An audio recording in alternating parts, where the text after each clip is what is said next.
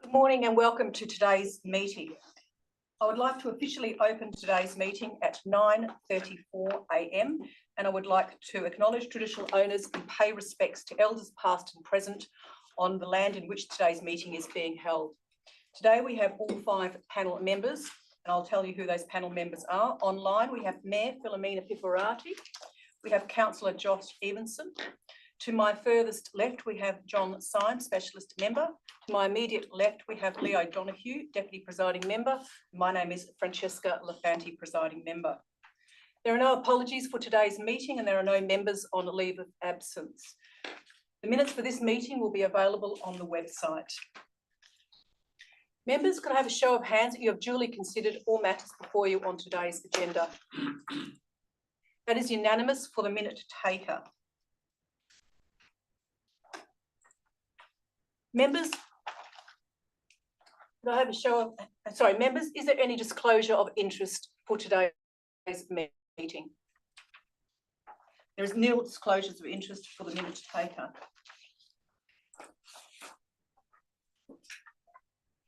There are no Form 1 applications and no Form 2 applications. We are dealing with item 5, section 31, SAT reconsideration. There are 2 items relating to this matter. It's on the same agenda subject. We have a number of presentations and as the normal case, we will deal with all those presentations. At the conclusion of those presentations, there'll be questions from the panel member and then we will go to officers at the city to provide comments on the RA as well as response to any of the matters received through presentations. Following that, we will move to the agenda itself. Once we move to the agenda, it'll only be panel members discussing the matters. So I'd like to first move to our first presenter, and I'm assuming that those presenters who've got material they wish to have viewed on the screen have provided that already to the DAP Secretariat. We have our first presenter, Mike Farr, and as all presenters will be aware, the DAP regulations have changed and it's a 3-minute time frame for your presentation. Your presentations have all been forwarded to all panel members, and as you have seen on today's meeting, panel members have indicated they have duly considered all matters provided to them. That includes the late material that was received yesterday. So we will now move to our first presenter, Mr. Mike Farr. If you would like to come forward, you're sitting here at the front and there are microphones in the room in the ceiling so that people online are able to hear.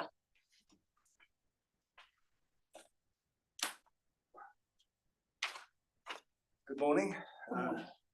Thank you for allowing me to address the committee. All parties agree that the traffic is a significant issue in the proposed development. It demands attention. However, there is substantial conflict regarding the views and outcomes of potential solutions. Specifically, the proposal to shift all traffic to Katanning Road is a point of contention that I believe does not adequately resolve the issues, but rather shifts the problem. Unified recognition of the traffic issues. Firstly, let us collectively acknowledge that throughout the planning process associated with this proposal, development traffic was a major issue, an issue which resulted in the committee refusing approval and the matter then proceeded to SAT for mediation. Some examples of these conflicts, differences of opinions, critical comments with the application I have highlighted in red and attached to the document I've submitted. Diverse perspectives and potential solutions. Despite this shared recognition, there are differing opinions on how best to tackle the problem. Shifting traffic to Katanning Street proposes redirecting all traffic to Katanning Street, believing that concentrating traffic flow on a major thoroughfare will ease congestion in other areas. Number 2, Guildford Road crossover. Others argue that the existing crossover will assist traffic movements on the site, whilst closure of this existing crossover will improve traffic flow and reduce traffic conflicts. Development variations, changes in setback site coverages and reduced intensity of the development with a resulting reduction in traffic volumes is considered the sustainable long-term solution. Issues with shifting traffic to Katanning Street. The proposal to shift traffic to Katanning Street I consider a temporary solution. This approach merely relocates the congestion problem rather than solving it, potentially leading to significant traffic issues on Katanning Street. Infrastructure strain. Katanning Street does not have the capacity to handle the increased traffic volume, leading to accelerated wear and tear, high maintenance costs, and most importantly, increased risk of conflict between vehicles and pedestrians. The community impact this shift would negatively affect the community and business along Katanning Street. Is a compromise the right solution in this instance? Given these conflicting views and concerns, we must consider whether the compromise is the right solution for this particular situation. In conclusion, while compromise offers pathways to integrate diverse perspectives and address immediate and long-term needs, it is crucial to ensure the solutions implemented are robust and resourced. The proposal to shift all traffic to Katanning Street does not solve the underlying issue, but rather relocates it. Planning decisions involve long, forward-looking perspective, anticipating future developments and community needs, but they must also be grounded in current reality. From our perspective, the reality is Katanning Street is not fit for purpose. We also consider the City of Bayswater's discretionary approval of a service station as part of the development appears to be influenced by cumulative impact of various planning and development decisions made over the years, rather than being solely on the merits of the application. I refer to the revised traffic impact assessment prepared by Transcorp, which was submitted with the revised application. I refer to paragraph 9, which reads, "It is therefore estimated that the total proposed development would generate approximately 1,157 additional new daily trips, with an additional 83 and 84 trips on road networks during the weekdays. The revised TAA includes reduced cost trade factors for some land use and have provided realistic traffic volumes, which amounts to 1,324 trips per day. Although it's addressed the egress to this development site, it is the exit onto Katanning Road that I believe is unsustainable. Therefore, we believe the committee should refuse the application. It does not align with current regulations, infrastructure capacity, community needs, and traffic risk management. I thank you for your attention. Thank you for your presentation. Thank you.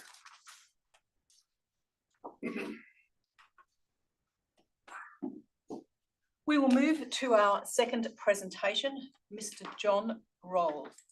Rowell, is that how you pronounce it? He's online. Sorry, John, you're online?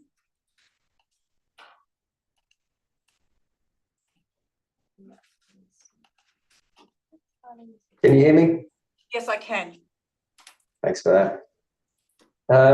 Dear members, so thank you for allowing hearing the submission I prepared on behalf of Chevron as operators of the Caltex service station, which is located on the opposite corner of the Katanning Street, Guildford Road intersection from the application site.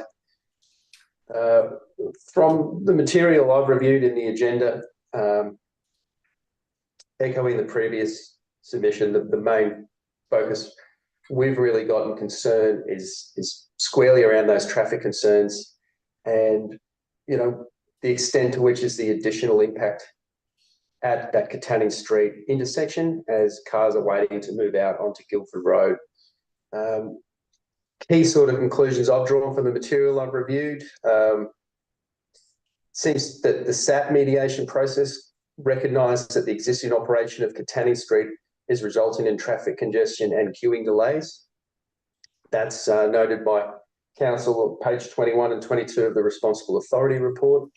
That concern seemed to then lead to the proposed developments left and right turn pocket lanes on Katanning Street as part of their proposed roadworks. The TIA, the Traffic Impact Assessment Report, recognises that due to the proximity of the two adjacent signalised intersections near this Katanning Street intersection on Guildford Road, just due to their proximity, there's limited capacity for adequate calibration, which I assume means difficulty in them plotting their exact analysis. The traffic report further says that there is ability for easy discharge of traffic from Katanning Street. In my submission yesterday, I just sent a clear street view image just showing my confusion as to how there's that easy discharge made. Just again, with the proximity of the signalised intersection on Guildford Road, you can clearly see that the traffic backs up pretty readily.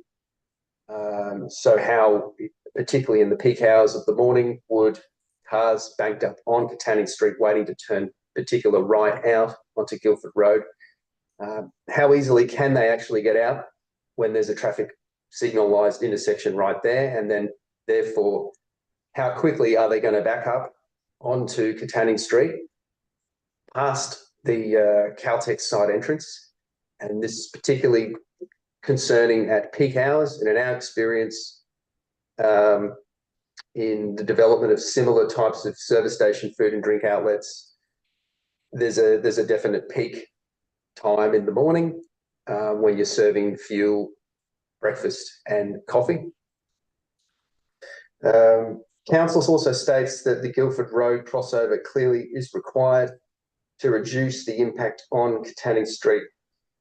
And there, I guess, is the odds with main roads, that there's clear acknowledgement that the intersection is in trouble unless we've got the ability for the proposed development to gain access off Guildford Road.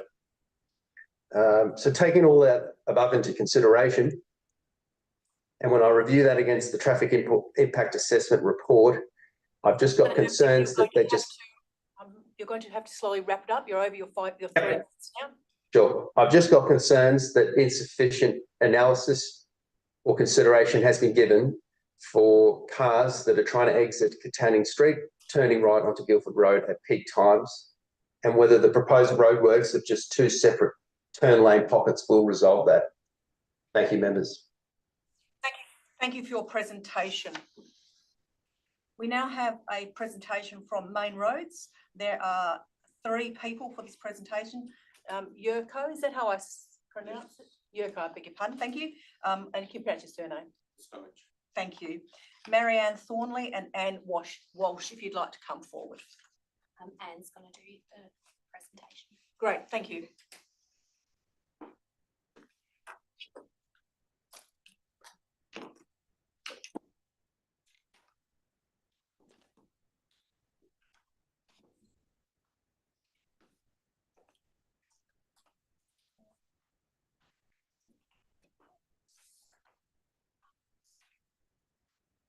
Hello, and thank you for the opportunity to present to the panel today. If you're all ready, I'll just jump straight into it. So the proposed development borders, as we know, Guildford Road and Katanning Street. Guildford Road is a primary distributor road which carries 35,000 vehicles, and 10% of that is heavy vehicles. On the other hand, we've got Katanning Street, which carries 5,000 vehicles, and about 6% of those are heavy vehicles. So I just want to clarify that Main Roads does not object to the development, only the proposed access arrangement. The development proposes to modify the existing crossover on Guildford Road to left in only, which is only about 4 metres from the stop line.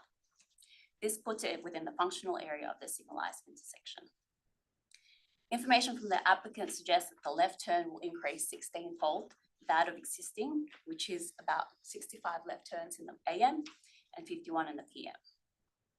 That is over 1 vehicle per minute. With all that braking, it will have a significant impact on the efficiency during the green time at the traffic signals, especially on the regional traffic on Guildford Road, which is what it's designed for. This will have a detrimental effect on the safety and efficiency, given the high volumes introduced by the development. It is noted that this is a brownfield site. However, the time is now to fix these legacy access issues. If these were designed today, which is not, so that's taken into consideration, all crossovers will need to be 100 metres away from the intersection to not place any additional stress on the signalised intersection and the wider road network. The access also from Guildford Road is reliant on signage to limit access to light vehicles only. This is not regulatory and cannot be enforced. Additionally, vehicles approaching the crossover would likely have limited visibility of the sign due to the neighbouring fence and power pole, as illustrated in red in that slide over there. Larger vehicles would already have committed to turning at the crossover before they realise they can't use it.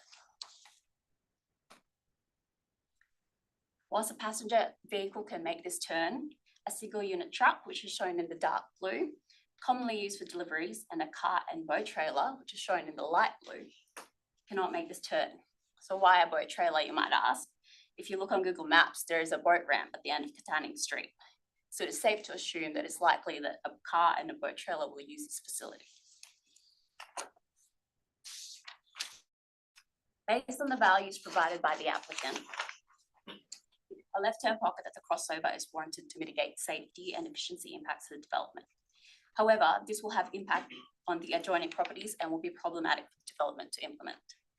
To assist in resolving safety and efficiency issues introduced by development, the existing crossover should be closed and a left-turn pocket into Katanning should be delivered as part of this proposal. While this would require additional land take of approximately 6 square meters from on top of what the applicant is already proposing to seed, it would have several benefits. It would allow for the pocket to be of maximum length while still maintaining 2 meter wide footpath.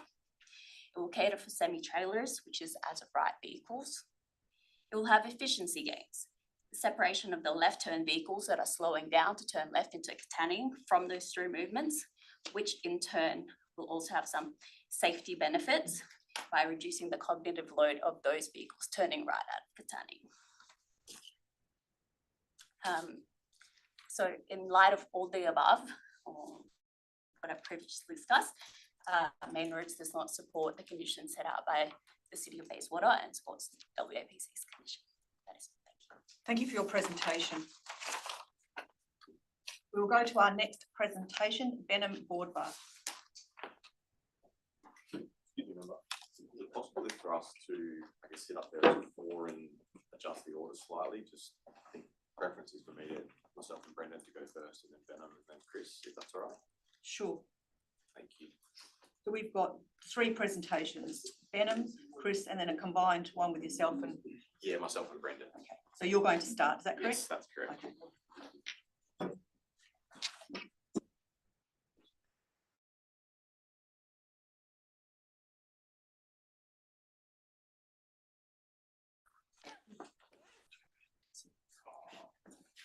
Good morning, members. Thank you for the opportunity today to speak in support of the development of 504 to 508 Guildford Road. Today is really the culmination of a considerable body of work and through the SAP process. And I think it was 12 months ago, I think the decision to defer the application occurred. And through that process, we've worked through a considerable number of issues with both Main Roads, the city, and also the presiding member through the SAP process. We've now arrived at a position where we've got 2 recommendations of approval for the development. Those recommendations essentially differ with regard to the Guildford Road crossover and whether or not that should be permitted or whether or not all traffic should be pushed to Katanning Street. That is really the crux of the issues we feel the panel should be considering today. And that's going to be the crux of our deputation, in addition to responding to some of the comments that have been received today through the presentations. I'll briefly hand over to Brendan now to touch on 3 key points we feel should be considered and build on some of the justification for the retention of that crossover. Thank you. I'm going to touch on 3 key points. The first is in respect of DC 5.1, which is regional roads vehicle access. This section of Guildford Road is not a control of access designated road. That means that the common law right of access remains. So there's an existing driveway, and there's a common law right to maintain it. Under the Main Roads Act, Main Roads have the power to declare that section of road control of access, but in circumstances that they do, they would be required to pay compensation to the landowners for removal of that common law right.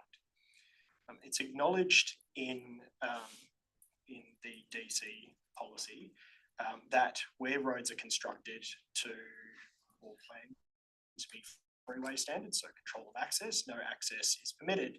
And on regional roads not constructed or planned to freeway standards, there's a general presumption against new crossovers being constructed, and where there are existing crossovers, that those crossovers be rationalised or access be rationalised. This rationalisation and what it means is set out in 3.3.3, says arrangements whereby adjoining owners enter into cross easement arrangements to provide reciprocal rights of access across adjacent lots may be required as a means of rationalising access to the regional road. We say that we're improving the existing situation by restricting the access through that existing crossover to left in for light vehicles only, reducing the ability, reducing it for light vehicles, and we've designed it for emergency vehicles to access, and we are providing the easement in gross. We say that we're also improving the existing road situation, which is no different to any other intersection along Guildford Road, by ceding the minimum area of land required for a future left turn pocket to Katanning Street free of cost. We're proposing to upgrade the Katanning Street approach to the Guildford Road intersection and upgrading and providing a small turn pocket for Guildford Road for vehicles turning right, which was identified as the issue causing congestion at Katanning. Vehicles turning right, if you have one vehicle turning right, it causes traffic to build back. So by proposing the upgrades that we are, it improves the existing traffic situation. Need to note that the existing crossover predates the intersection. PTA have advised that the level crossing will be removed, but they haven't got timing for it at the moment. And it was proposed to be removed as part of MetroNet by MetroNet Bayswater, but the city requested that it remain open during construction to relieve pressure on on Beachborough Road South.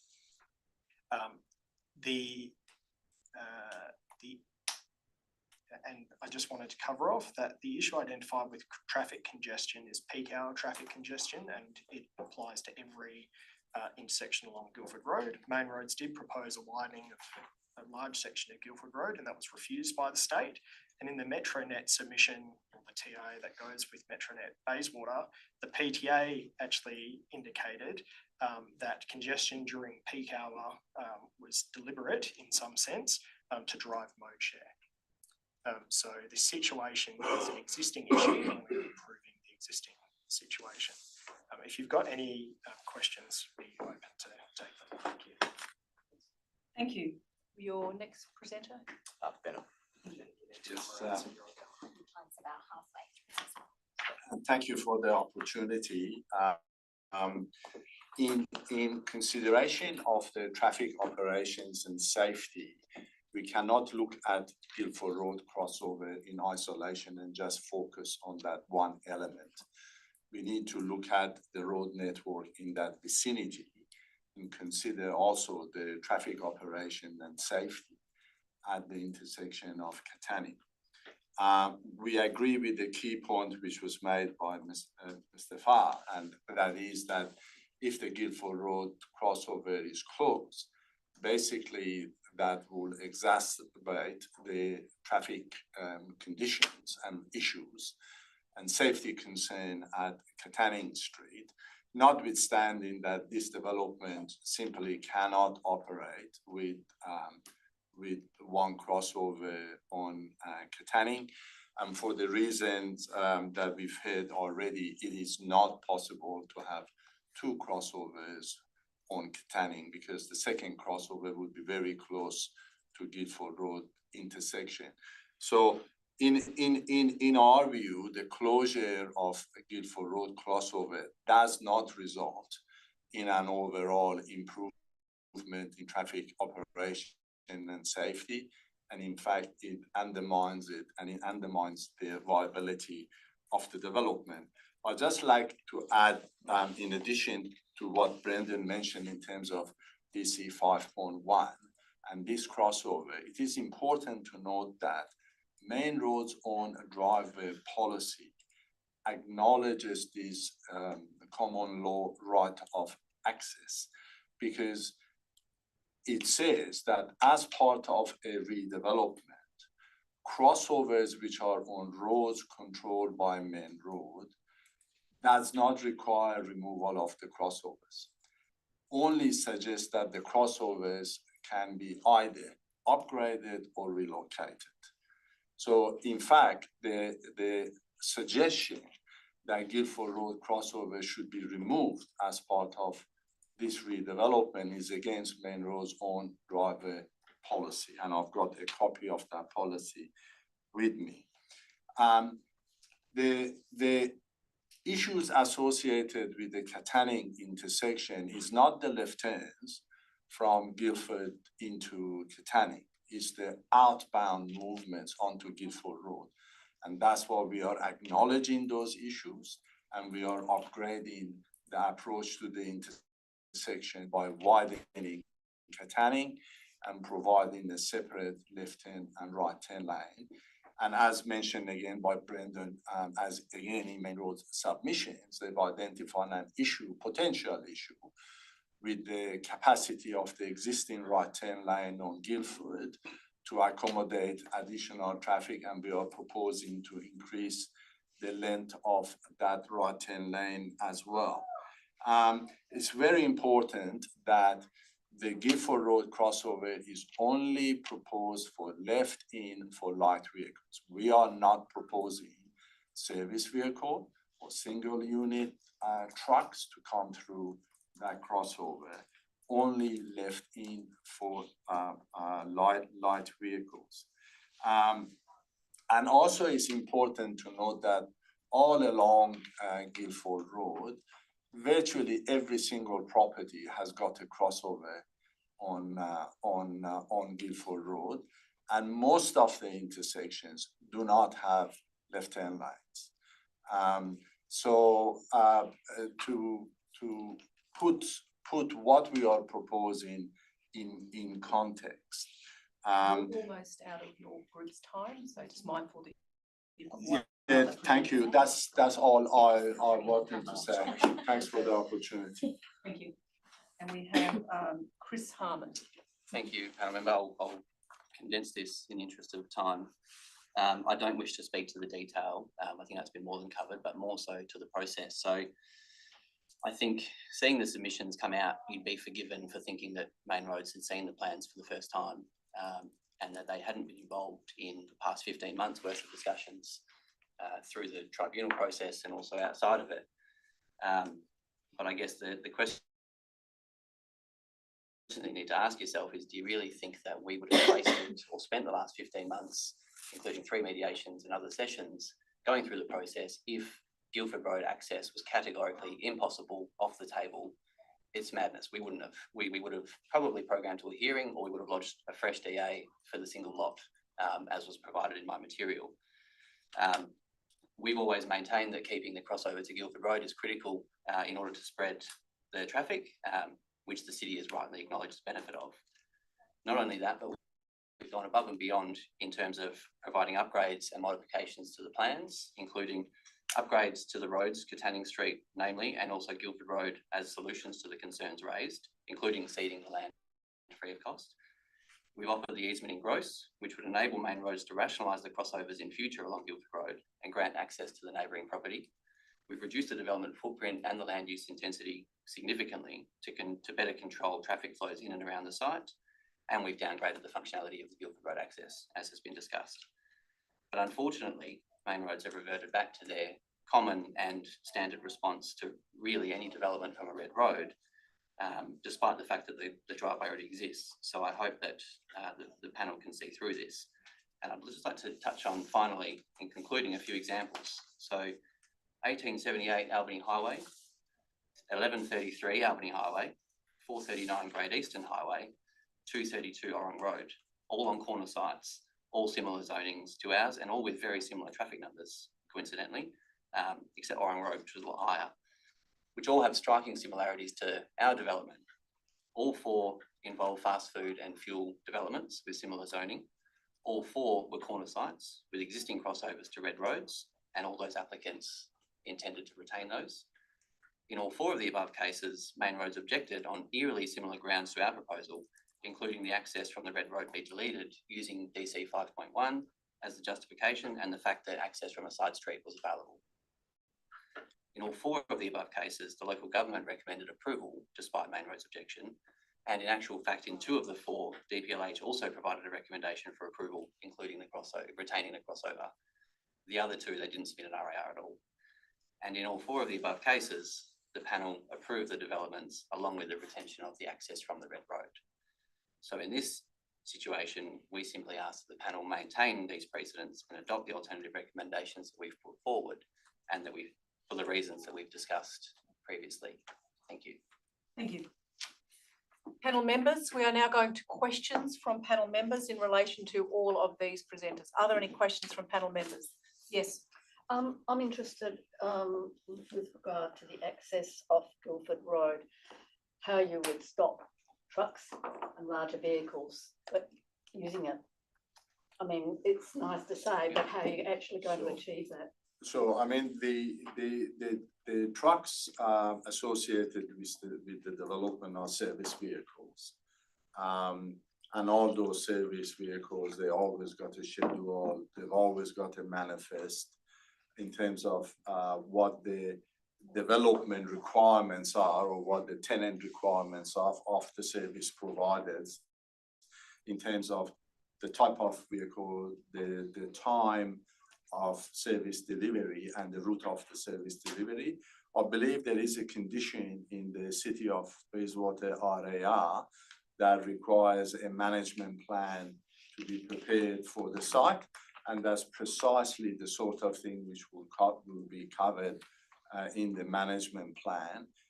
So the service provider will be advised that they have to come in through the Katanning crossover. And that's not unusual for developments of this nature. I just wanted to pick up, I'll just add very slightly. The size of truck that Main Roads have shown on the sweat path as not being capable of coming in is a 12.5 metre rigid delivery truck. So if you think about the biggest Coles rigid trucks, that's what you're talking about, the ones that they put 16 pallets on the back of.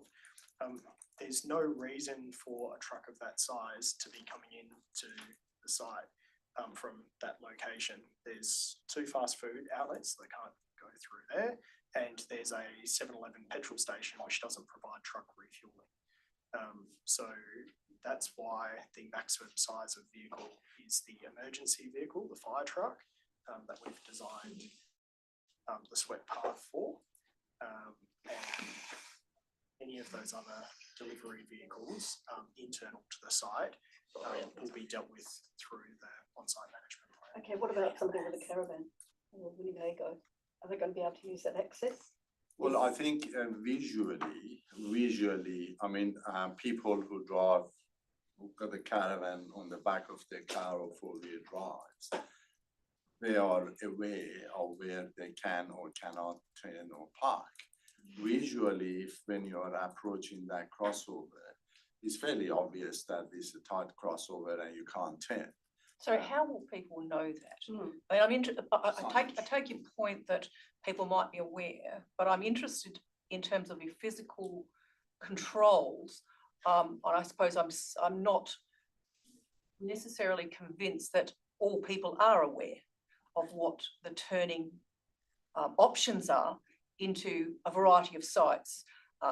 Those that use the site every day, like a workplace, definitely are familiar with the uniqueness of any access points, but general public, how do you substantiate that comment that they are aware? I think it's been addressed in the city's RAR. Signage is obviously the main one, which will get picked up in the signage strategy, which I think is one of the conditions. So signage is an obvious one, and that really depends on the limits of the city signage policy as to how big and obvious and whatever that can be. We've also got conditions on there that be modified where we've got a low mountable curb plus line marking to sort of control the throat where it bulges, I guess, which is obviously quite a visual and physical barrier. So I think between those two.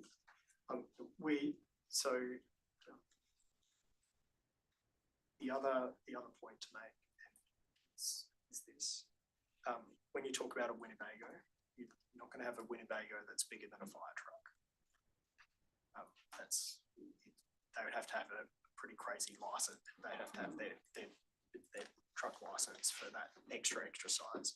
When you're talking about a car towing something, a really big, like a 25-foot, 23-foot caravan, there are two physical things that, one primary physical thing that stops people from turning here. That's the existing power pole. The existing power pole is 1/2 metre from it's the minimum from the edge of, or from the eastern side of that crossover. If people still want to turn left for whatever reason, it is lawful for them to cross, when you're turning left out to leave a roadway, to straddle the lanes and to turn left. If they were turning into Canning Street, they would have to do that at the moment. Trucks that are turning left into Canning Street at the moment have to straddle the middle of the roadway to turn left. That is a lawful movement. Main roads don't like it. They prefer vehicles to remain lane correct at all times. But if you remain lane correct at all times, you have to have a huge road network, which is not possible given the physical constraints of this particular site. So the issues that are identified for those type of vehicles turning left in, the only constraint is at that top part of the site. When you get into, if they did straddle the lanes and turn left into the site, when you get further down, there's more than enough room for vehicles to turn right and into that east-west route, because there is no constraint on the inside of the curb. It's parking bays. The point that Brendan made is enshrined in the Traffic Code 2000, which governs the legality of movements of vehicles on road network. And there is a picture in Traffic Code 2000 which specifically says that any vehicle over 7.5 meters long legally and lawfully are permitted to straddle across the line, so they have a wider sweep of turning left in, because it's just not practically possible to allow lane corrects for every type of vehicle, like crossovers and intersection. And as Brendan mentioned, Canning today, every single heavy vehicle is turning that way left into Canning because it's a reasonably tight intersection. So when you think about the probability of the number of occasions that you might have someone towing a caravan wanting to turn left, is pretty low probability. But if they do, lawfully they can straddle and take. And I said, people who drive caravans, they know how to turn and they are experienced, hopefully, with how to drive with that caravan at the back of their four-wheel drive. So we think the probability is very low, but if that occurs, they legally can turn a different way, which is not lane correct. But again, as Brendan mentioned, once they get into the development, it's very generous to sort of traverse through the development. If you look, we actually went through this as part of the process of relocating, looking at how wide it needs to be, the reciprocal rights of access. That point where it sweeps over, if you have a look at the overlay, it's actually the driveway for the shop, for the Starbucks. And so if someone did happen to get caught out, they mount the curb and then they work their way around. But it's not expected. But if it does happen, there's a way for people to get out of the mess that they've got themselves into. I have a question that leads directly onto it, and it's really around the evidence that relates to your statements. I'm interested in this comment about lane correct, and I note that your comments are relating to the main road position about lane correct and the vehicles can be into it. The documentation we received as part of your submission says that it's critical for you to have the Guildford Road intersection, and you get a significant number of your 80%, I think the numbers were, of trade coming as passing trade. So I'm assuming that the information relates to obviously traffic moving along that road, pulling left into the site. The information provided talks about peak hour movements. So I'm very interested in your comments and the evidence about this lane correct, regardless of whether people are towing things or other. Obviously towing, whether they're small or large elements they're towing are significant in terms of moving. But I am interested in understanding the extent of lane correct, because that is going to be a significant concern in relation to traffic impact in the very times that you indicate in your documentation is the peak period. And I will ask the exact same question to Main Roads officers, because obviously lane correcting of the volumes of people that you're talking about coming in peak hour will become, on the information I've got here, concerns for traffic hazards. So I'm interested in you commenting on that, given your initial comment that it's acceptable to lane correct, and I don't doubt that it's acceptable to lane correct. My question is the volume of traffic that you are producing as a result of this development, not the existing form and development that's there on a single site, appropriate, particularly in the context of the left turn, when you say the vast majority of your customers will be using that, which is in peak hour, the majority of time that everybody else is on the road, and it is a direct connection to Tonkin Highway, which takes traffic all over the place. So I'm very interested in this comment, because lane correct will be, in my view, and I'm not an engineer, a significant lane correct in peak hour will be a traffic issue. All the traffic expected to use that crossover can turn lane correctly. So up to high luxes and a 10-meter fire truck, they all can turn lane correctly into Guildford Road crossover. So it's only the bigger trucks, the 12.5 meter trucks and bigger, that cannot turn lane correctly. All the light vehicles, all SUVs, all dual use cab type of vehicle, and emergency vehicle, including fire trucks, they can turn left lane correctly into the crossover. Thank you. I'll have officers, can't see where the officers from Main Roads. Could you provide a comment to that exact point? I'm interested, sorry, I'm interested in so my comment is around Guildford Road, the Guildford Road crossover. The material that has been provided talks about significant, the complex, particularly elements of those activities within the complex are used dependent on passing trade and significant passing trades in peak hour. I'm interested in your comments in relation to lane correct, because obviously you've heard the comments I've already given in relation to lane correct at that intersection in peak hour. So can you provide comments in relation to that? Emma, do I need to sit at the? Yes, if you want to move over and sit over here, yep. Sorry, guys. Oh, sorry, Philomena, did you have a question that's related to this? If you would like to go, I beg your pardon.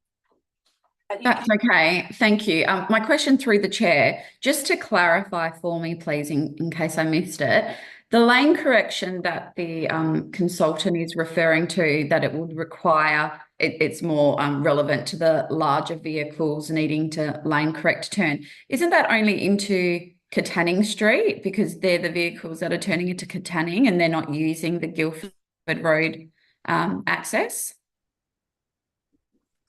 No, the Guildford Road crossover is designed for all vehicles up to 10-meter emergency vehicle, like a fire truck, to be able to turn left lane correctly into Guildford Road crossover.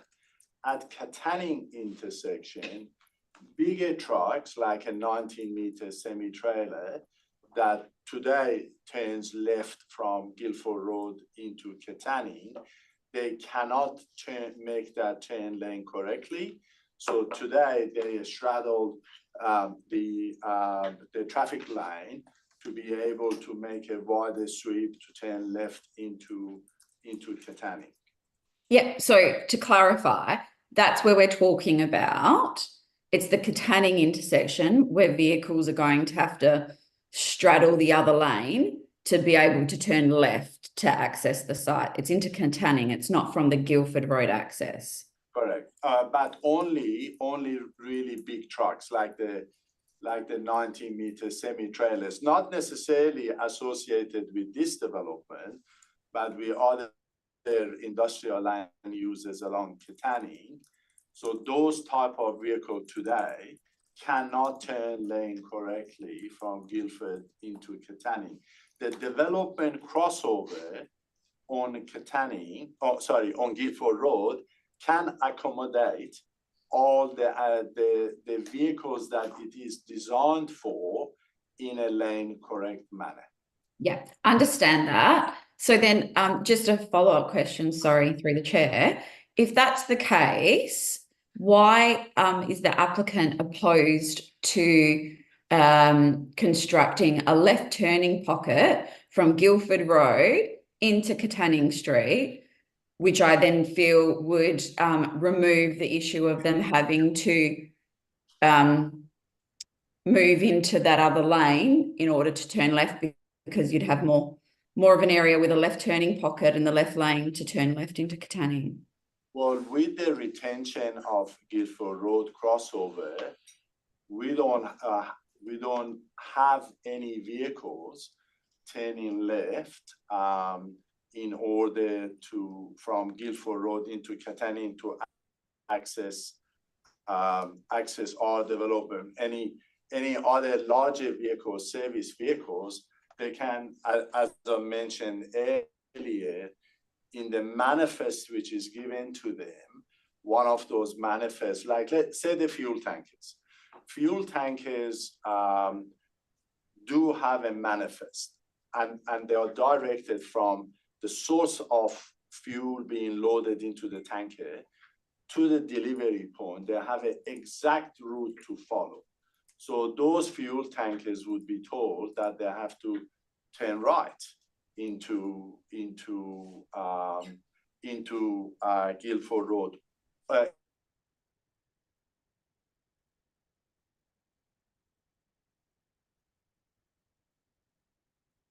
Into Katanning, from Guildford into Katanning, fuel tankers only deliver twice per week. And I think it's unreasonable to expect this development to go through the significant cost of constructing a left turn lane for traffic movements of 2 tankers per week, where today more than that happens and nobody has raised an eyebrow to this date. Now, what the applicant is doing, applicant in good faith is giving up land for the future construction of a left-hand lane at that location as part of any other future upgrades that may occur in the future in that locality. So the applicant is upgrading the issues which has been identified to date. And as was mentioned by Chris earlier, the issue of the left-hand lane and construction of the left-hand lane on Guildford has never been raised during the 15 months of mediation. It was only discussions was over how much land the applicant needs to give up for this future left-hand lane. So the applicant has focused on the issues identified, which is the queues on Katanning. So we are upgrading the Katanning approach to Guildford Road and the capacity of the right turn pocket on Guildford Road. And we are increasing the length of that turn pocket. The applicant cannot be responsible to address every single issue that exists today in that locality. Okay, so thank you. If I'm interpreting it that... Hi, it's Brendan Foley here. You specifically asked about whether a future left turn pocket would resolve this lane correct issue. It does not. So even if a turn pocket was constructed as designed, those larger vehicles would still have to straddle the turn pocket and the left-hand lane of Guildford Road to get around. I understand that, but they're not straddling the right-hand lane of Guildford Road. Right now, they're in the left and they have to straddle the right-hand lane to turn left. Yes. But if they're coming up to a turning pocket, they're not going into the right-hand lane because they're already in the left-hand lane and they have that additional space of a left-hand pocket. So the only articulated vehicle for this site are the fuel tankers, and the fuel tankers deliver outside of peak. It makes no sense from a commercial perspective or a practical perspective to make those deliveries during peak hour. That's the first point. The second, so the times that they deliver are not during congested periods. The second point is that, and Benham picked up on this on the manifest, those trucks fill up down at Kwinana, that they travel along the road network, and the management plan we've identified that the management plan would be that they turn right. So they come off Tonkin Highway, they turn right onto Guildford Road, they turn right from Guildford Road into Katanning, and they can do that movement lane correct. They get into the site. We've redesigned the fuel canopy so that it's shuffled across, so that uniquely the truck can actually do a U-turn within the site and exit through the same crossover. They come back out onto Katanning and they turn left to leave. They can do all of that movement lane correct. Okay, so if I'm understanding it correctly, the applicant doesn't actually have an issue with having a left-hand turning pocket. They have an issue with being required to construct it themselves. That's So there's two parts. So proportionality in condition setting has been established through the High Court in a case called Tanner versus South Australia.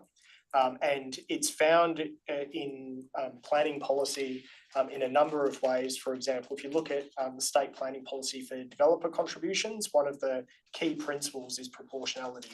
So where you have a large piece of infrastructure that might be required or desired, you'll portion the cost according to use. It's not the case here where we are generating all or almost all of the use for it. In the there's a very old case called Lloyd versus Robinson, which the court referred to something called a quid pro quo. It's just the price to be paid. If you're out of proportion, if the cost of the condition is totally out of proportion to the mischief that it's identified to be resolving, then it's an invalid. It would be found to be an invalid condition.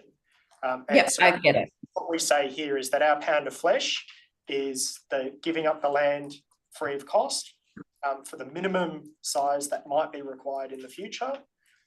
We are upgrading the intersection to address existing issues on the Katanning Road side, and on the Guildford Road side, we're actually making the right turn from Guildford into Katanning the maximum size that can possibly fit before it gets to the intersection with Tonkin Highway. Yeah, I get it. That's so in the future, if Main Roads wanted to construct a left-hand turning pocket, the applicant has no issues with that.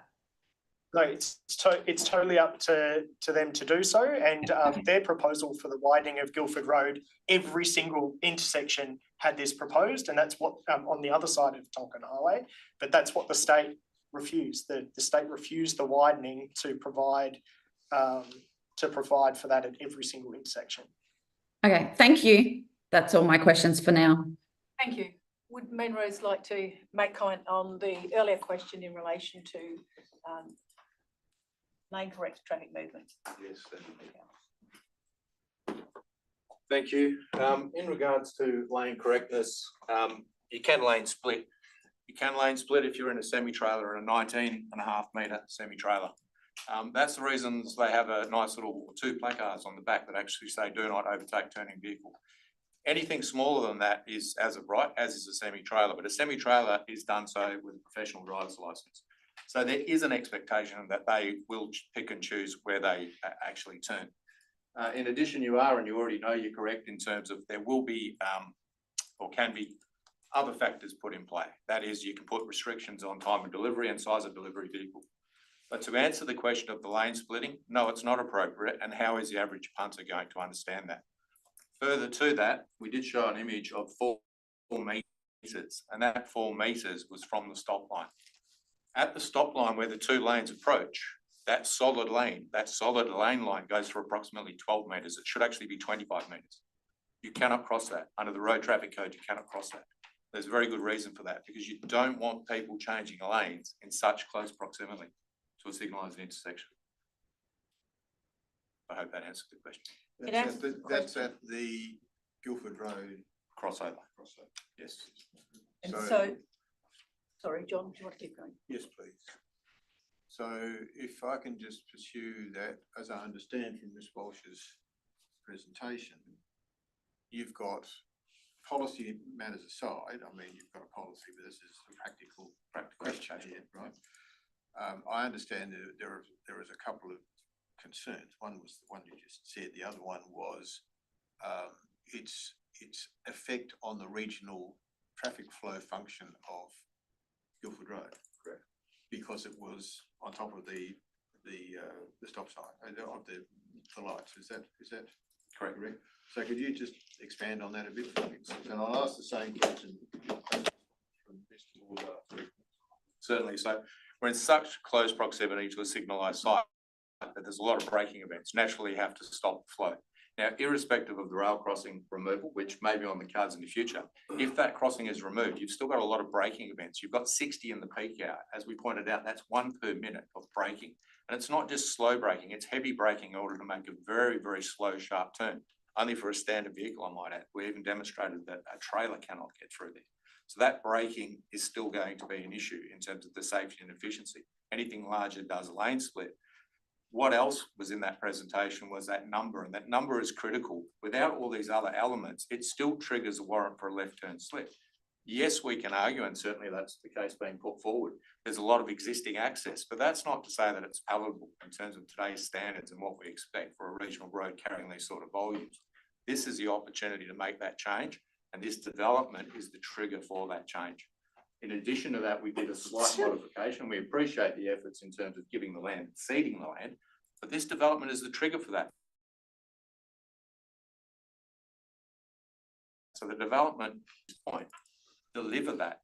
And if not, ceding maybe, and a scope of cost needs to be then considered as maybe a contribution towards the upgrade, because the existing issues with Katanning Street are only around the semi-trailer, which can legally lane split. It's the only one that can. What we're asking for is, in addition to what has been proposed, is approximately 6 meters to allow for that semi-trailer. So it fixes the development, which is a trigger for, as well as the future operation of Katanning Street, which was raised as a potential issue. Mr. Boybar, can I help you with a few questions, please, if I may? You might just want to stay there.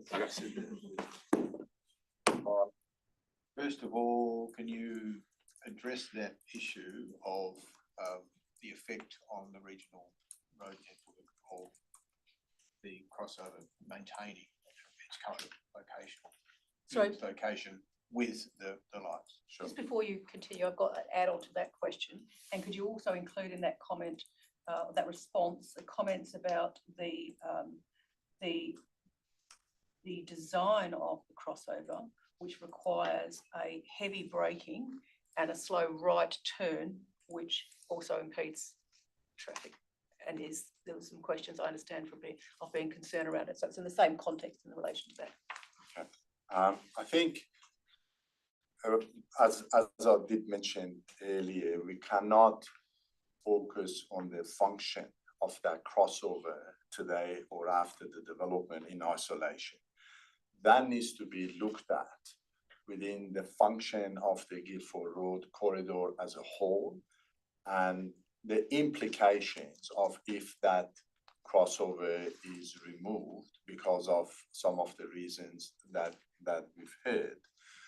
As I did mention, if you have a look at an aerial photograph or drive up and down Guildford Road, every single property has got a crossover on Guildford Road.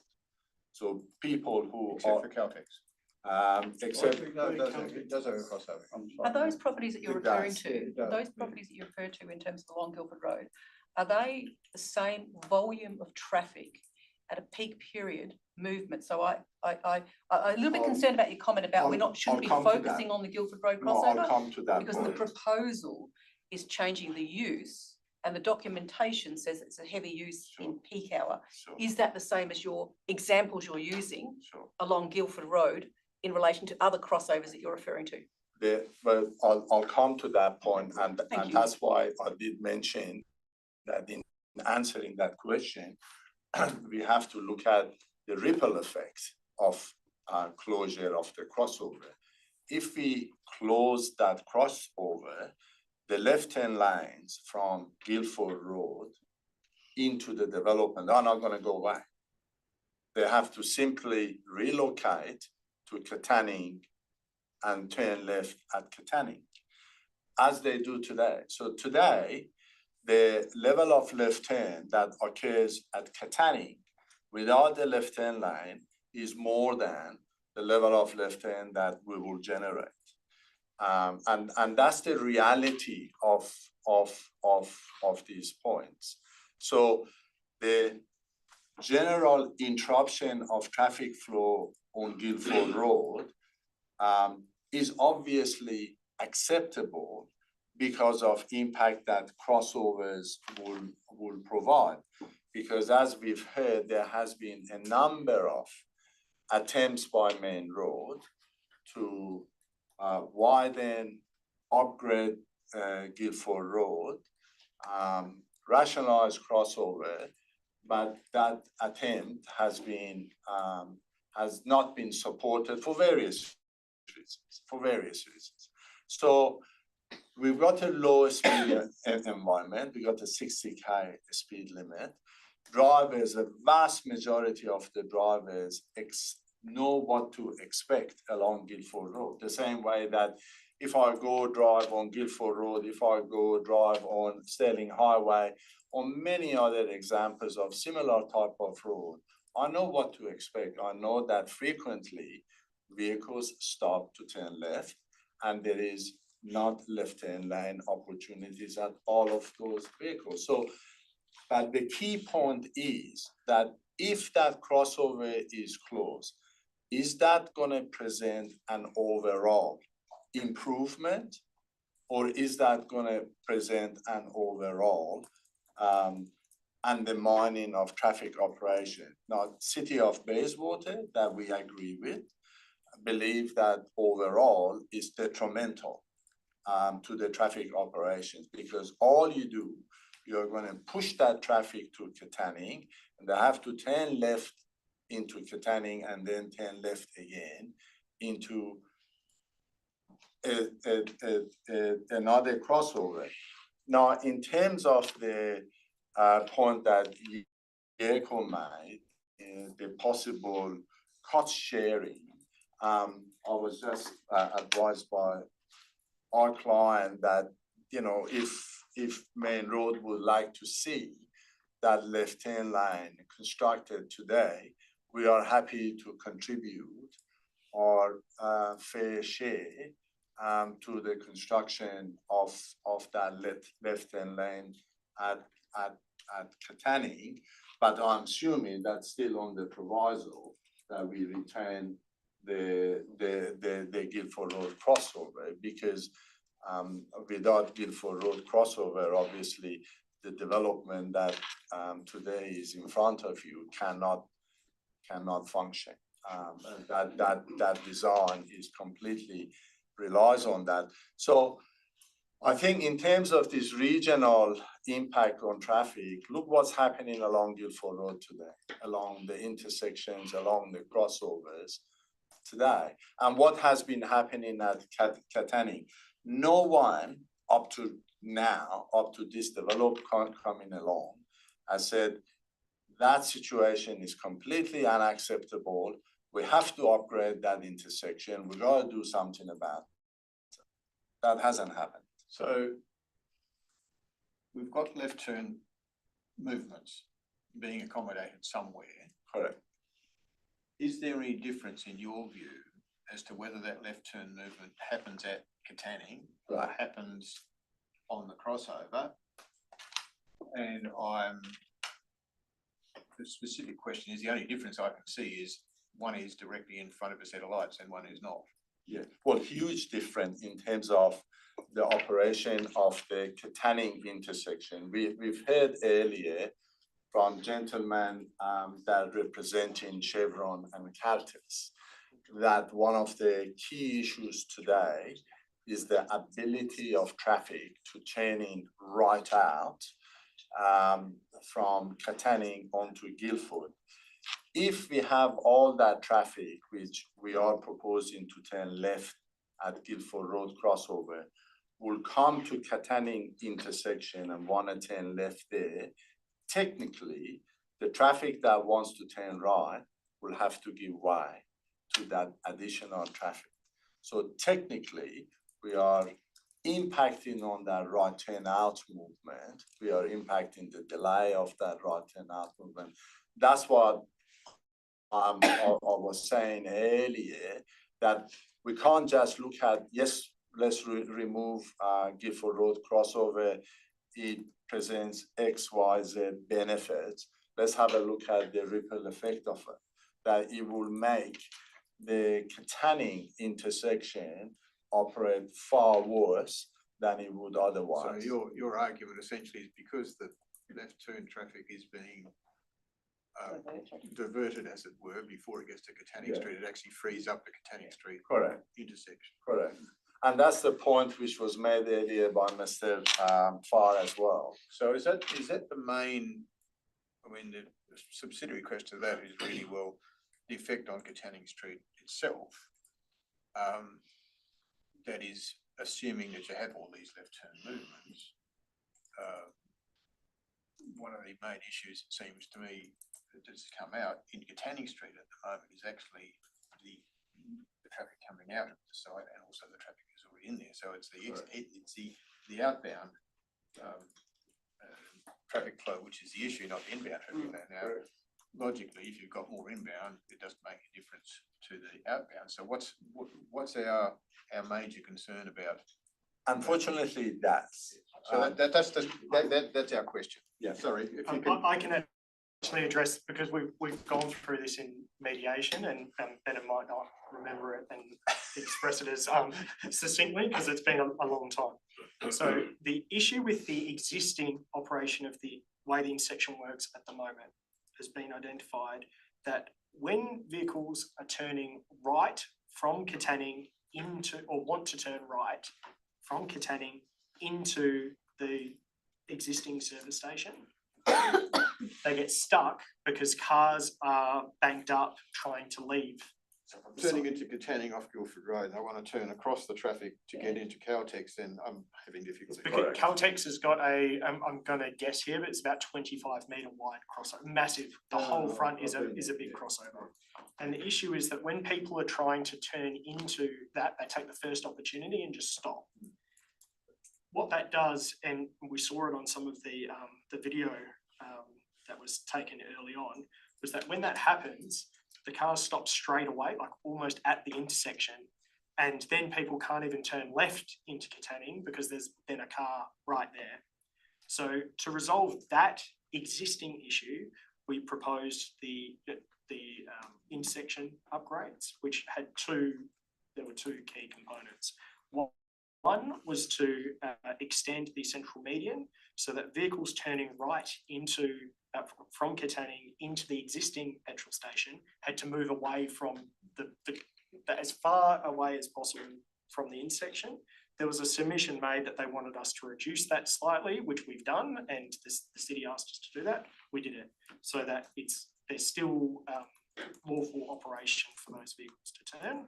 But at that point, it's further away from the intersection, so cars can actually get around them. There's enough space for people to do this. Is there enough room for people to go around a car that's wanting to turn? If the car's moved right over, there's enough room. It depends it depends on how they've lined up.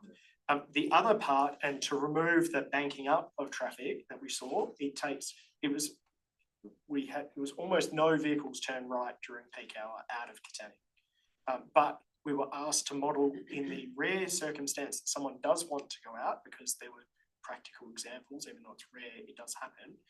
When that happens during peak hour, the traffic banks up all the way back to the very next street. Like nothing moves, because there is no gap for those people to move out, or it only happens when there's no one turning right because they get preference to come off the main road, and when there's the red light at the train line.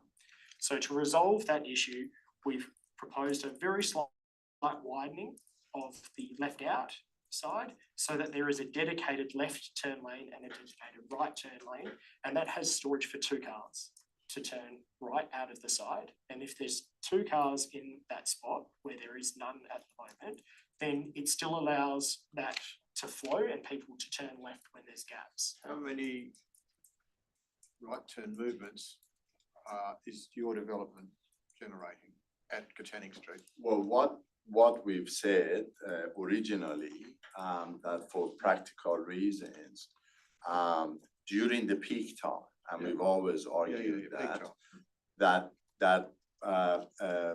someone will not elect to turn right from Guildford into Katanning to access, buy a burger or get fuel or get a coffee on the way home, let's say, and then come back, turn right into Katanning, come to the intersection and try to turn right again during peak time, because those decision making is based on convenience. You just won't do it. If it's going to take 10 minutes out of your trip to go home, you say, I'll get fuel on my way to work tomorrow. Which is on the other side. Or I get Red Rooster on the other side. So we say that very little traffic associated with this development, if any at all, will actually make those movements and therefore turn right during the peak time.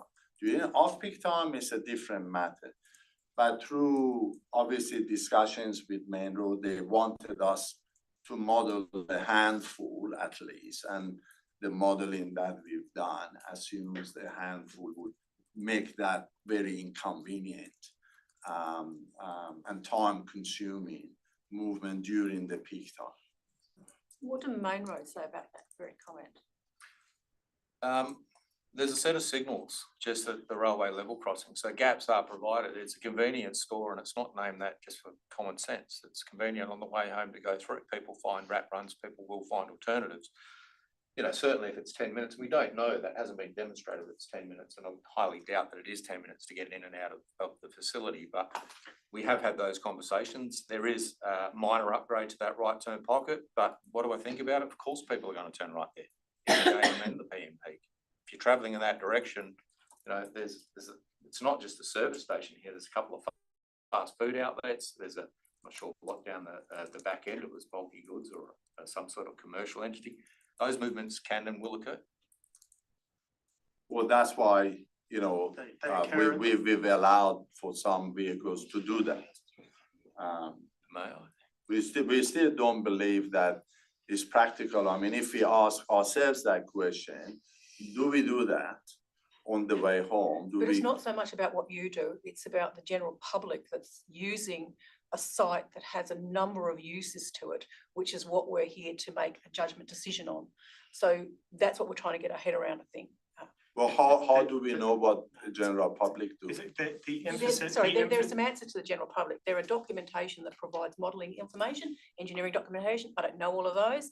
I'm not going to try to profess to know them, but that's where some of that information comes from. So that's where I'm trying to get my head around those. The focus of the road design upgrades was to address the existing issues with the existing intersection to improve the existing situation, so that we could show as a whole that we're not detrimental to the road network. We're actually improving, we're making it safer. We're making it safer by improving the efficiency of that intersection from what it sits now. Even with our development, it gets better with the right turn, dedicated right turn out, even if it's only got space for 2 bays, because physically that's how much can fit. That's absolutely maximised, because if you go more than 2 bays, then you negatively impact on the petrol station. if I'm a nervous driver and I've come in at peak hour in the afternoon, we're talking about, morning's a different matter, the afternoon, and I've got in to get a coffee or a inedible burger, then and if I'm a nervous driver, I said, well, I've got this now, I still want to go east, but I'm going to turn left. Where can I reasonably do a U-ing?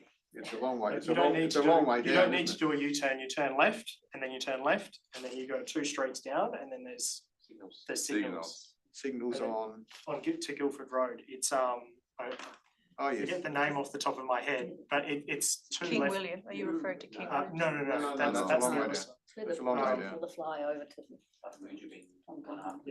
Oh, Moodgewing. Oh, okay. Yeah. Yeah. Okay. Yes. Yes, you're quite right. So, And that traffic light, so if I'm a nervous driver, I can do a rat run back to some lights. yes, yeah, and those traffic lights are where the level crossing used to be before the 1970s, before it was moved to its existing location. Sorry, Main Roads, did you want to make a further comment? Yeah, in terms of the getting out from Katanning onto Guildford, again, I think the question you asked was, does it matter where the left turn is? Yes, it does, because of the impacts around the traffic signal and that lane splitting, which is an illegal movement.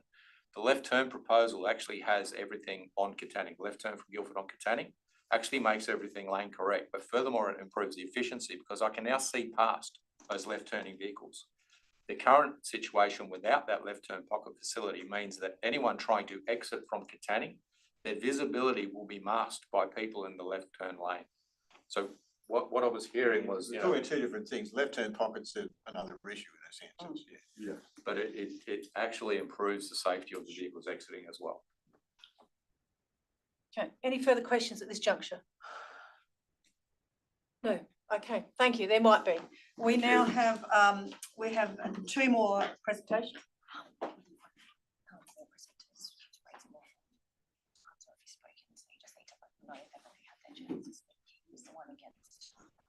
Oh, okay.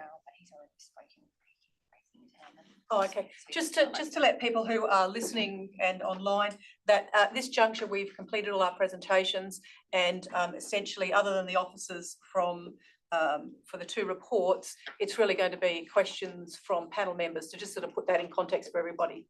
We're now going to go first to the officers of City and followed by WAPC. So we'll deal with both items. Officers, do you want to come forward here and present either on your RA, and also you can present any comments you have in response to the discussion that's been occurring. Same with department officers. You might like to both come up. If you need more chairs, just bring them around.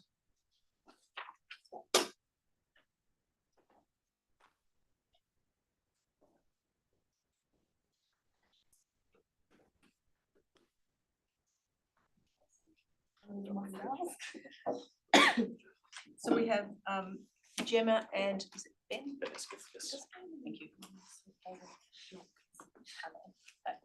Okay, over to Gemma yourself first, and then we'll have questions to you, and then we'll go to yourself, Ben.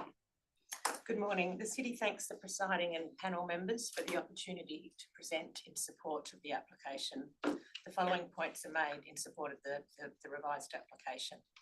The reasons for deferral, as supported by the DAP at its meeting in May 2023, have been addressed with the submission of an updated TIA that addresses the requests of main roads in the city.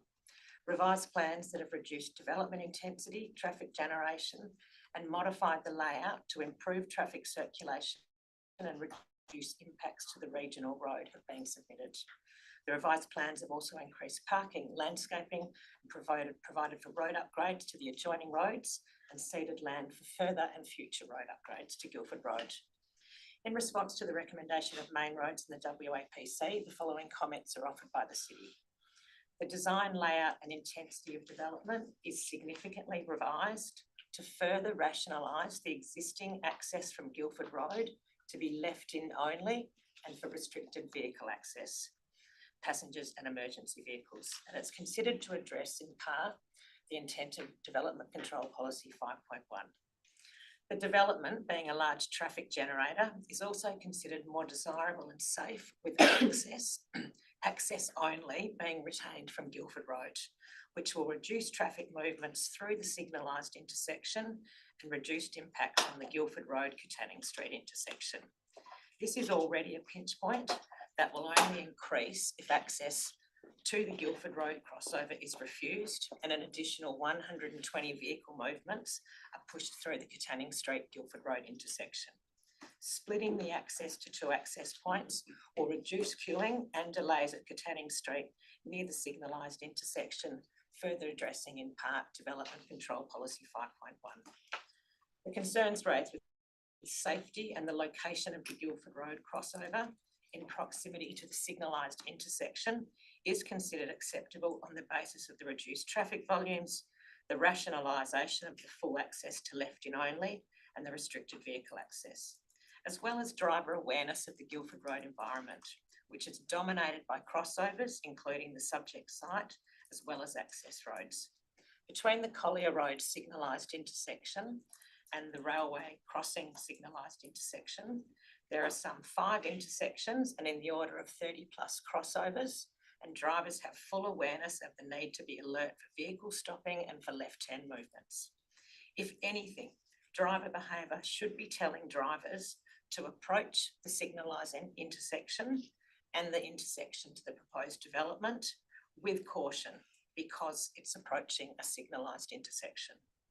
Signage and pavement markings to control the restricted access to the Guildford Road crossover, as proposed, will be regulatory by way of conditions recommended in the city's RAR, should the application be supported. The city further supports modified conditions to require land seeding in accordance with the Main Roads Land Requirement Plan to ensure adequate land is seeded. Additional access, for example, to boats and caravans, there is alternative access to this boat ramp via Moojibing Street that would avoid access to the site for boats. In response to concerns raised by the submitters, the city provides the following comments. The proposed road upgrades to Katanning Street to include a dedicated left and right turn lane to Guildford Road and the extended median island in Guildford Road to access to Katanning Street will reduce queuing in and out of Katanning Street and provide better road functioning than currently exists and will meet the traffic generation of the proposed development in the city's view. The proposal to separate the access into the development from Guildford Road and Katanning will also reduce traffic congestion on Katanning Street and reduce queuing associated with the development within Katanning Street and reduce impacts to the access of the Caltech site and thereby address some of the concerns raised in the submissions. The proposed volumes of traffic associated with the rationalised left-in access only for Guildford Road are considered acceptable and safe for regional road networks, subject to the recommended signage and conditions and pavement marking recommended by the city, as well as a condition to require an operational management plan. The discretionary nature of the service station is considered to be satisfied with the majority of the development meeting the statutory requirements and demonstrating acceptable development outcomes in the interest of the community and the regional and local road traffic, with proposed road upgrades to Guildford and Katanning Street and the ceding of land for further upgrades in the future. In making this recommendation for approval, the city has looked at the development in the context of the existing situation of Guildford Road and Katanning Street, which contributes to many of the concerns raised by Main Roads, WAPC and the submitters.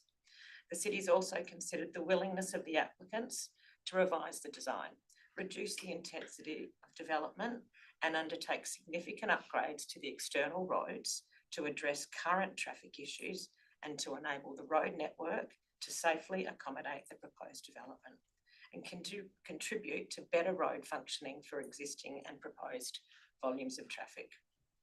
The proposal is considered to be consistent with the objectives of Local Planning Scheme 24, the general industry zone and the matters to be considered under clause 67 of the LPS regulations and is accordingly recommended for approval.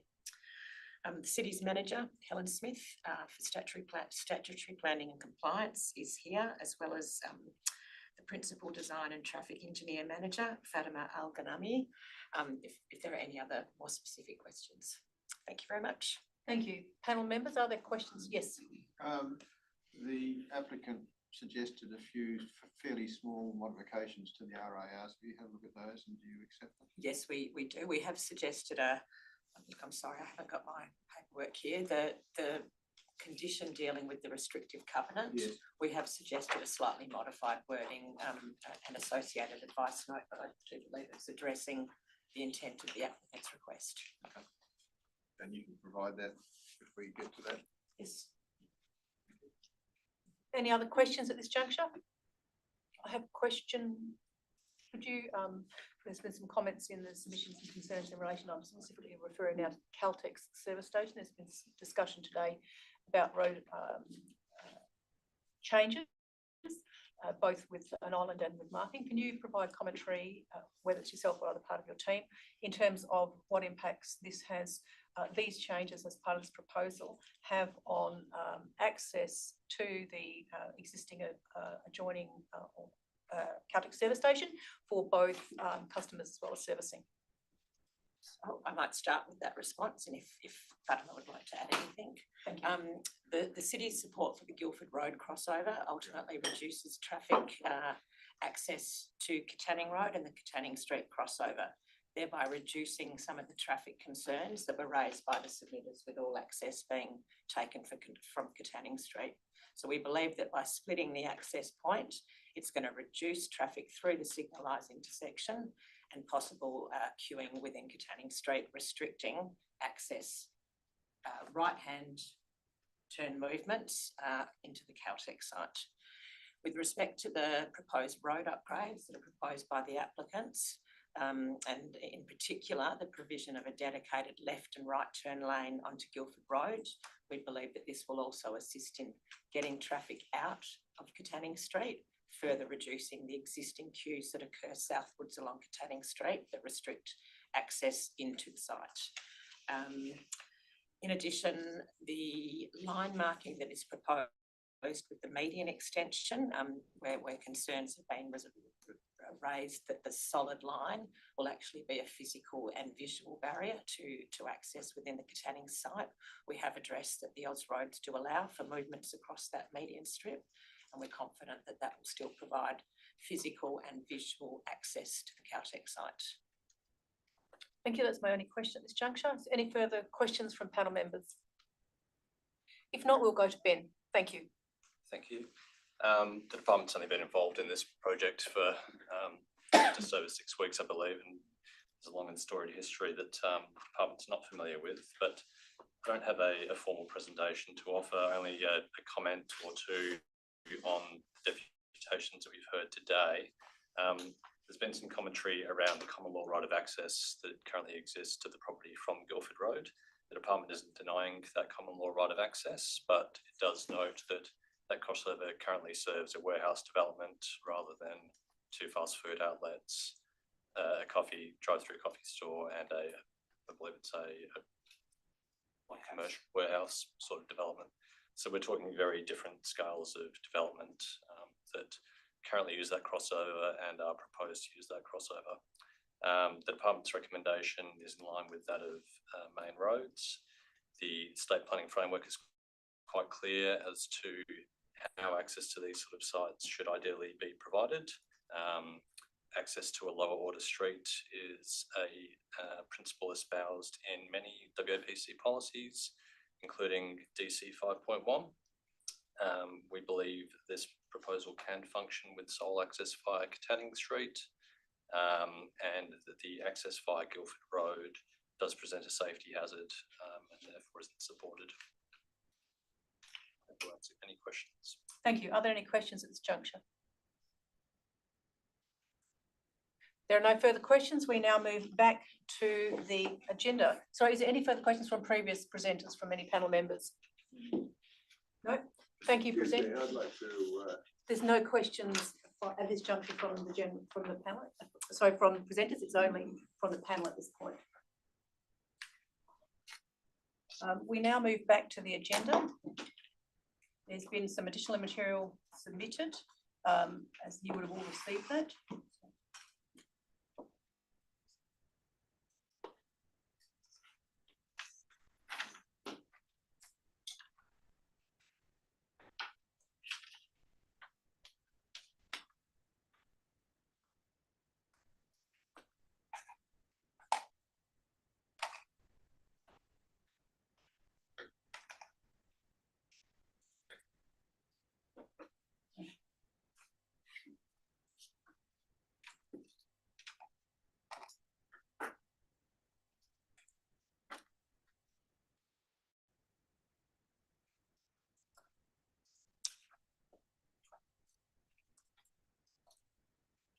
Okay, so we're now moving back to the agenda item.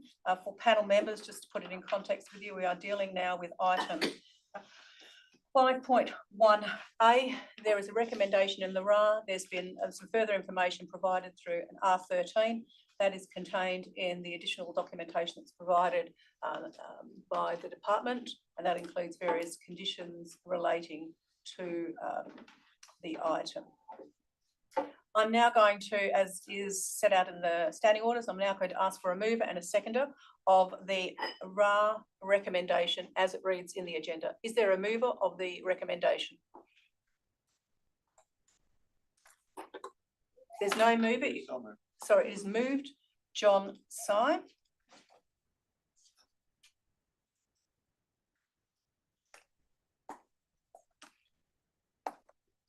Is there a seconder for the RA recommendation? I'll second it.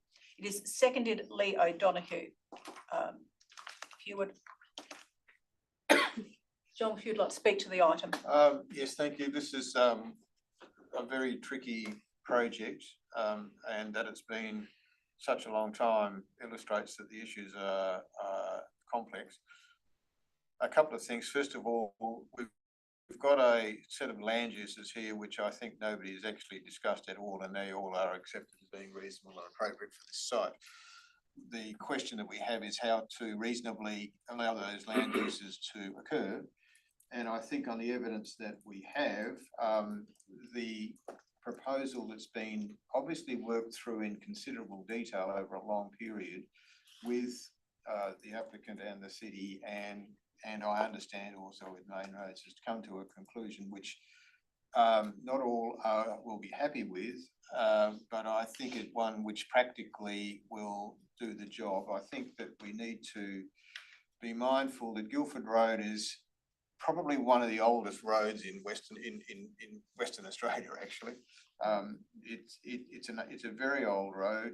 It is not anything like current design standards, nor is it ever likely to be, I don't think. And if you look at Guildford Road in its entire length, this type of development is typical of it. It is not the sort of things that Main Roads builds these days. However, this is what we have. This is the type of rich urban environment we've got in a reasonably inner city area. So I think that the issues of access have been aired in considerable detail. I think the balance that has been gained here is a reasonable one. I do accept the arguments that have been put by the applicant about the not that there's no impact from maintaining that crossover off Guildford Road, but it is the best of the options that there can be. So for all those reasons, I think that I will go with the RIR. I think that the city clearly has done a very, very, very good job of analysing this and working through it. So I think they should be commended for the effort that they've put in there as well. And that the city has come to a reasoned conclusion on this and supports the development as applied, I think is one which we can accept. It is not one that Main Roads would prefer, but I think that overall planning issues really have to take account of this. Ultimately, the reason why we're doing this is so that people can do get on with their lives and indulge in commerce and so on. And I think this is what we're seeing here. Thank you. Thank you. Would the seconder like to speak to the item? Yes, look, I agree with a lot of those comments made by my fellow panel member. We haven't talked about the land uses, but I agree. I think they're appropriate for the site.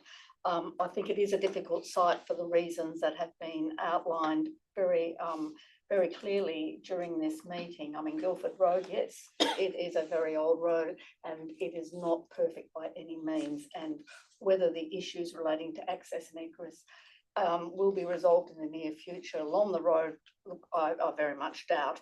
I think particularly given that we have seen this proposal before, I think that it has been worked at in great detail, that we've seen a reduction in the land uses proposed, and obviously that's going to have some sort of impact on traffic movement.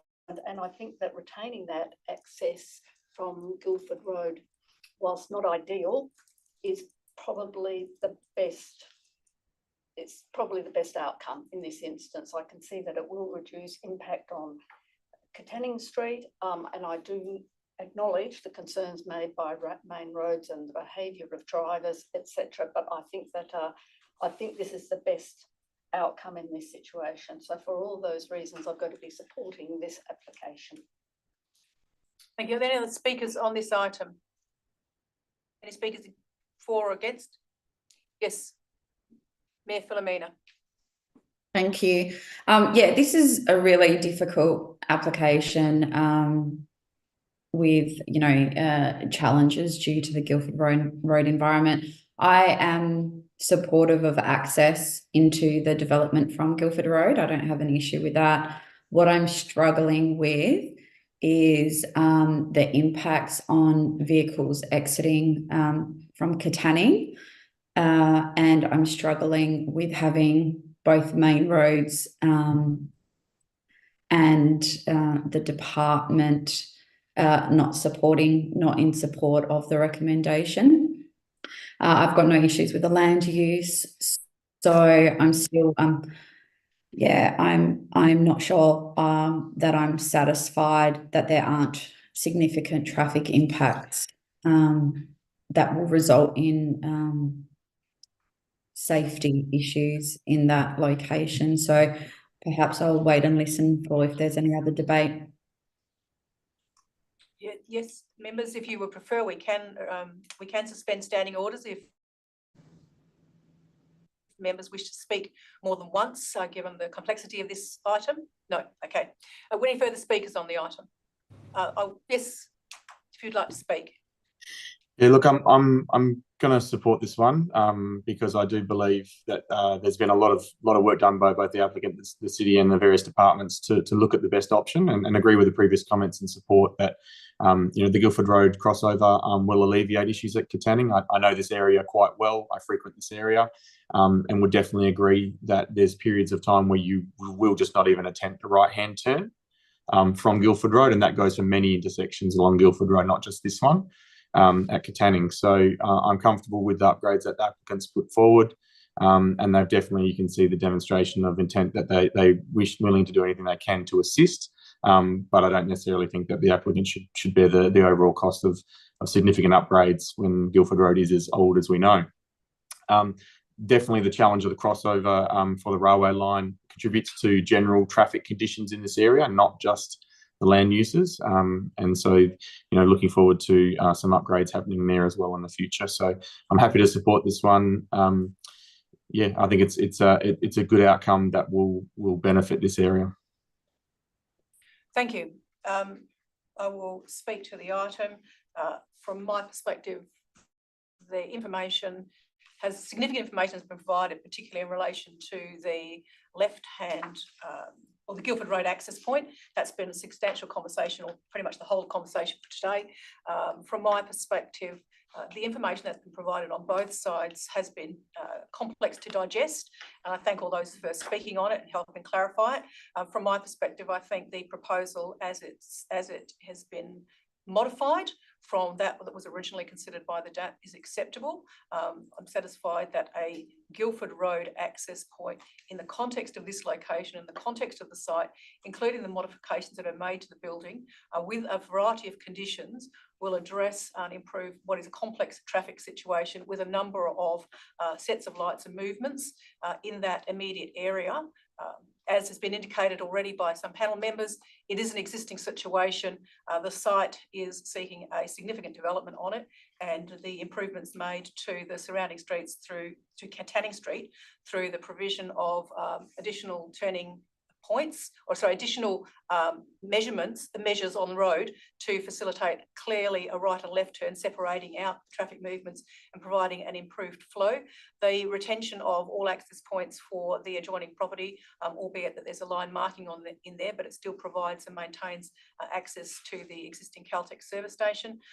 From my perspective, I think they are appropriate measures.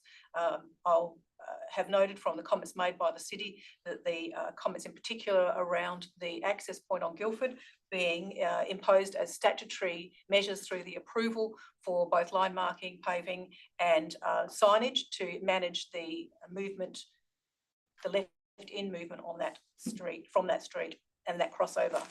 From my perspective, I think it's an appropriate development and is supportable in its form with a series of conditions. That being said, I have some comments to make on the series of conditions, and we will provide additional information as part of the proposal. There's been a number of condition modifications requested. I note that they have been provided for comment as well. And so I am going to move some condition modifications. My first amendment, so just let me get them. As a block. I'd like to move them individually because I get lost otherwise in it. So amendment 1 is condition 5F modification. The modification is to remove a few words, and those words are yes, and main roads Western Australia. Is the minute taker clear on what is being removed? Are members clear about what my motion is? And so I support that move. My rationale is that it's relevant to the conversations we've had in terms of the movement into the property. Is there a seconder for amendment 1? It is seconded, John Syme. Those are my comments. Does the seconder wish to speak to amendment 1? Read by Any speakers on amendment 1? If there are no speakers on amendment 1, I'm going to the vote. All those in favour? It is carried unanimously for the minute taker. I'm now dealing with amendment 2. Amendment 2 relates to conditions 7 and 8. And that is a deletion of condition 7 and a modification of condition 8. The modification for the minute taker is the land identified. The words are main roads land requirement plan, and delete the words 15% design concept plan as per condition 7. As a minute taker understood what my amendment is? Can you go over it again, please? So it's deletion of condition 7 and condition 8 is modified. The words will retain prior to the submission of a building permit, the land identified in the new words, main roads land requirement plan, deleting 15% design concept plan as per condition 7, retaining the remainder of the words is to be ceded free of cost to the Crown for the purpose of road widening. Do members understand the movement that I'm making on amendment 2? Is there a seconder for amendment 2? It is seconded Leo Donoghue. Would the seconder like to speak to the modification, No, to the amendments? Necessary. Are there any other speakers on these amendments? If there are no other speakers, I'll put that to the vote. All those in favour? Against? It is carried 4-1. Has the minute taker got to the vote? Yes.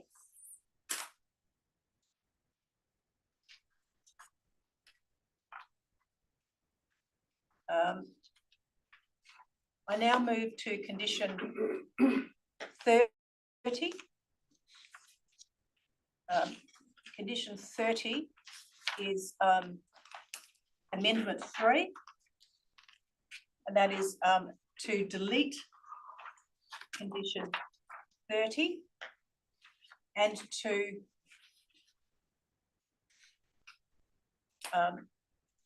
add as an advice note.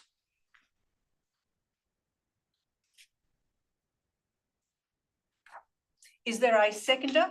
Does that include the advice note suggested by the city? Is that what we're talking about? Yes. Sorry. Yes. Yes. Yes. Is there a seconder? Yes, yes. Seconded John Syme. Does the minute taker understand, or you a bit clear about what that movement was? That's amendment 3. And that is to delete condition 30 and add advice note.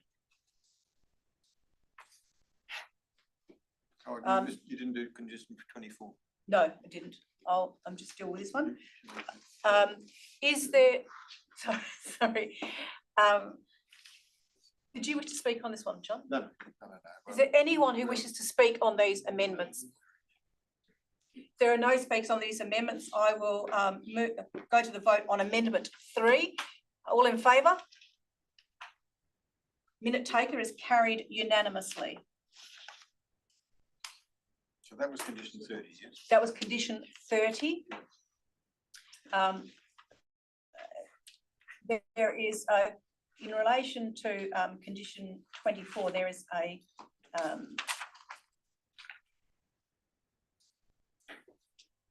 advice note to be added. Yeah, it's just so condition 24.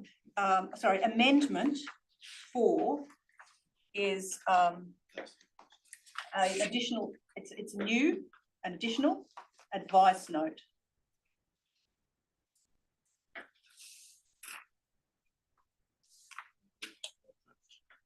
Sorry, pardon? You can read. Sorry, the restrictive covenant referred to in condition 23 should be excluded. Should exclude the crossover for Guildford Road. No, the wording suggested by the city is the restricted covenant referred to in condition 33 is intended to prevent egress from the site and existing crossover onto Guildford Road. It is not intended to prevent access to the site via the existing Guildford Road crossover. Is that, Mr. City, is that correct? Sorry, it should reference condition 24, not condition 23. 24, yes. 24 says this. Sorry. Covenant. So it should read the restrictive. Sorry, the new advice note in relation to condition 24. Do you want to read it again? Yeah, okay, I'll read it for everybody.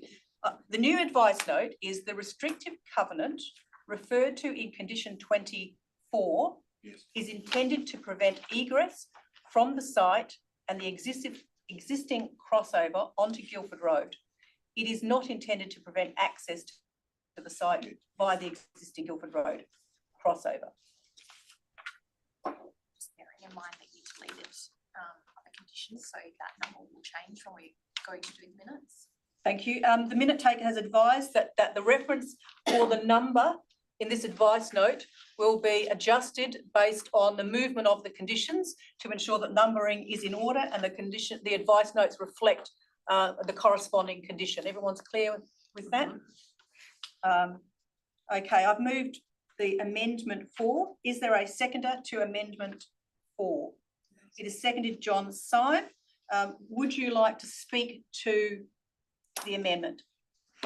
No, it's straightforward. It's been agreed by the city. Is there any other speakers on amendment 4? There are no other speakers. I will put that to the vote. All those in favour? It is carried unanimously for the minute taker. You got that? Yep. Okay, those are my comments at this juncture.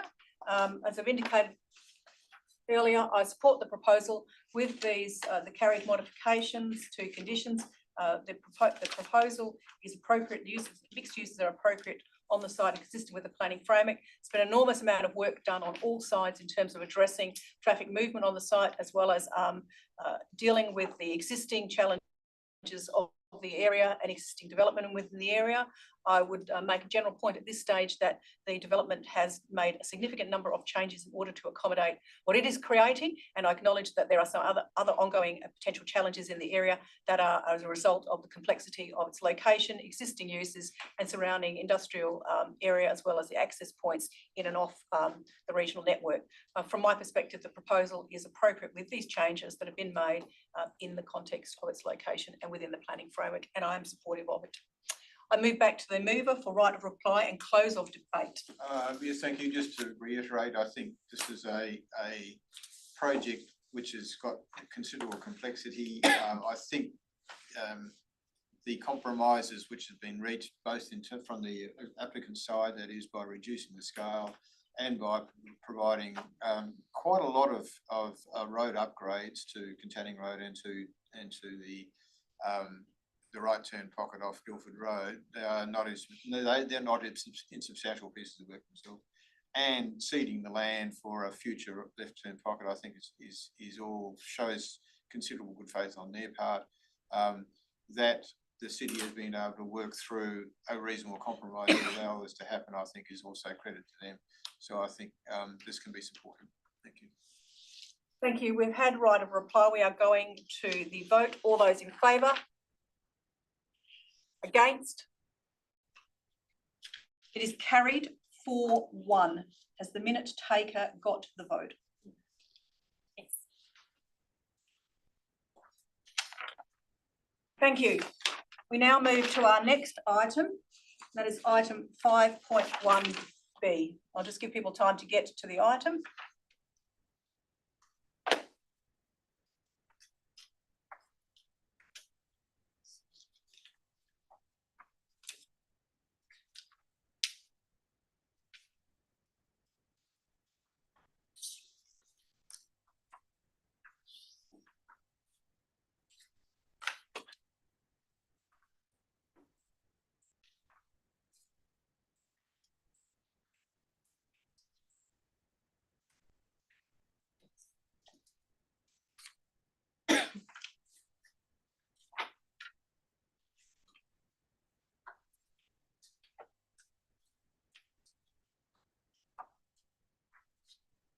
Okay, we are on item 5.1B.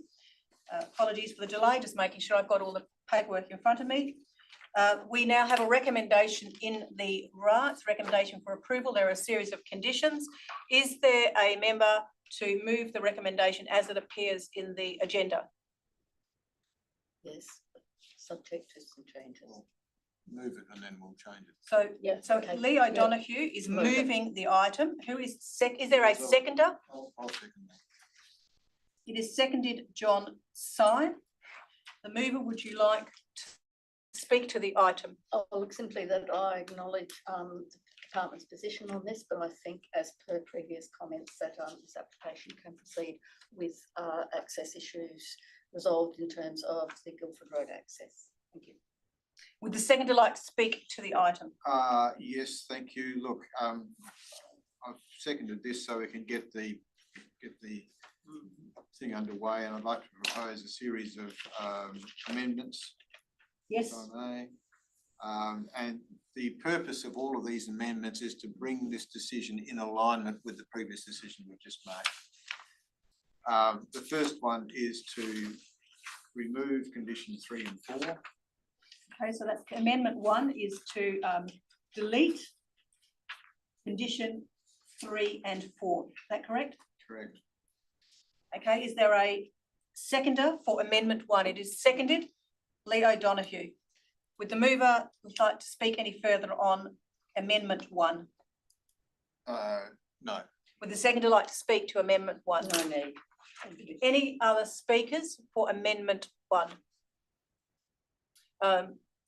As there's no speakers, I will put that, see if you don't want any other comments, Samira.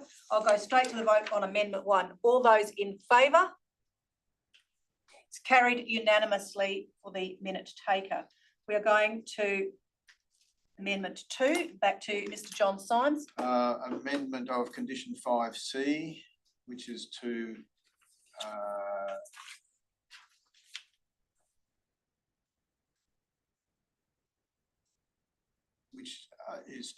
remove clause 5C. Okay, so modify condition 5. By removing clause 5. Yeah, sorry, delete, I beg your pardon, delete Delete condition 5C. 5C. That is moved, John Syme, seconded, is there a seconder for this I'll one? second that. Seconded, Lee O'Donoghue. Would the mover like to speak to the amendment? No, it's again just to this refers to the left-hand pocket. I think two things. First of all, it is not required to be built by the applicant in the original in the first RAR we did, the city's RAR, and secondly, I think it is abundantly clear to me that the cause of the need for that left-hand pocket is not caused by this development. So the need and nexus do not exist. The fact that they are ceding land for a future widening, I think, is actually beyond what they are required to do anyway. So there's no need or nexus for them to actually build a left-hand pocket. Would the seconder like to speak to the item, the amendment? Look, I need to say that I concur with comments made by Mr. Syme. I think that ceding the land is sufficient in this case. I don't think there's any other evidence to support the actual construction of that land. Any other speakers on this amendment? If there are no other speakers, we go back to the mover for right of reply and close of debate. No, nothing further. Debate has been closed. We're now going to the vote. All those in favour? Against? Is carried 4-1 for the minute taker. Back to yourself, Mr. John Syme. Yes, modification to condition 6. Modification condition 6, yes, and you would like any comments on that? Sorry, reasoning? Well, it's a similar reason. The land is identified in the main roads land requirement plan. It is agreed to be exceeded free of cost to the purpose of to the Crown for the road widening. I think that's the simple condition. Is there a seconder for amendment 3? I'll second it. It is seconded, Lee O'Donoghue. Would the seconder like to speak? No, I have no further comment. Amendment. Are there any other comments on the amendment? Amendment 3 we're dealing with. There are no other comments. Does the mover want to write a reply? No. We're going to the vote on amendment 3, which relates to a modification of condition 6. All those in favour? It is carried unanimously for the minute taker. That is amendment 3. Mr. John Symes, we're back to you. Do you have any further comments? Condition 7, delete. Delete condition 7. Is there a seconder for deletion of condition 7? Yes. It is seconded, Lee O'Donoghue. Would the mover like to speak? Well, two things. First of all, it refers to sole vehicle access from Katanning Street, so and we have agreed that that's not the case. And secondly, we already have a condition for an amalgamation of the site, so the condition becomes redundant. Would the seconder like to speak to the item? No further comment. Are there any other speakers on the amendment? There are no speakers on the further speakers on the amendment. Does the mover want any right of reply? No.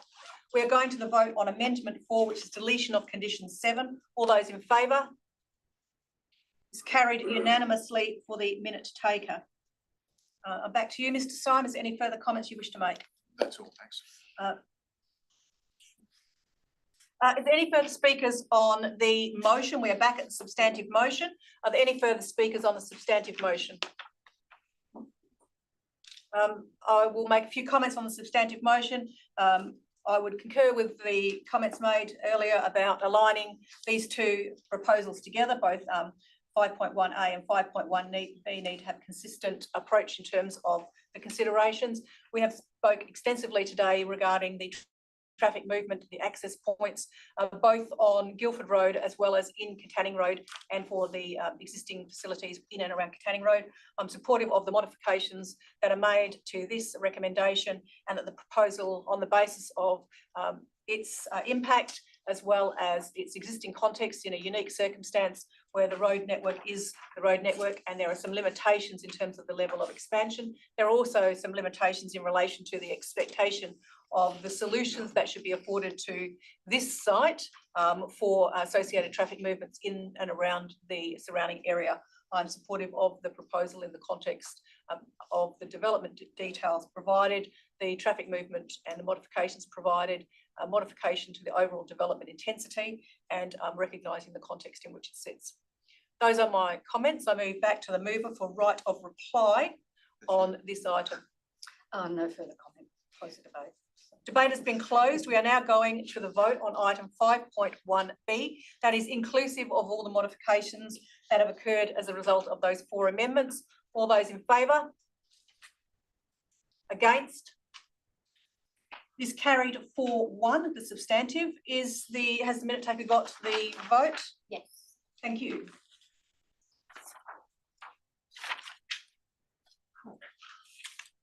Okay. I move back to the agenda. We are now moving through into part D. The SAT applications and appeals are listed. I have no comments on those. There is no general business. And accordingly, I close today's meeting at 11:35 a.m. Thank you, everybody, for attendance. Thank you.